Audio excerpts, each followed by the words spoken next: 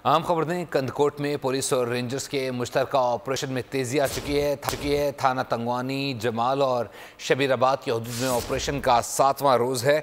गिरफ्तार 34 में से 21 अफराद के खिलाफ पुलिस मुकाबले का मुकदमा दर्ज कर लिया गया है। मुकदमा मकतूल टीचर के कत्ल के सहूलतकारी के इल्ज़ाम में दर्ज किया गया है। कातिलों की गिरफ्तारी या खात्मे तक ऑपरेशन जारी रहेगा। इसी पर मजीद जान लेते हैं जावेद मलिक से। जावेद, अपडेट कीजिएगा।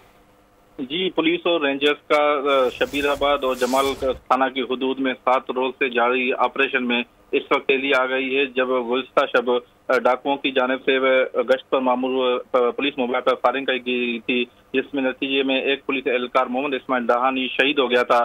जिसके बाद पुलिस और रेंजर्स की भारी नफरी को थाना जमाल और शबीराबाद तलब कर लिया गया है और डाकुओं और सहूलतकारों को कई घरों और ठिकानों को मसमार करके आग लगा दी है। ये एसएसपी कश्मीर बशीर अहमद बुरई का कहना है कि हमले में मुलविस डाकुओं की गिरफ्तारी तक ये ऑपरेशन जारी रहेगा।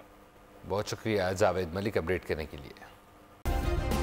सब्सक्राइब करें और बेल दबाएं ताकि कोई खबर रह न जाए।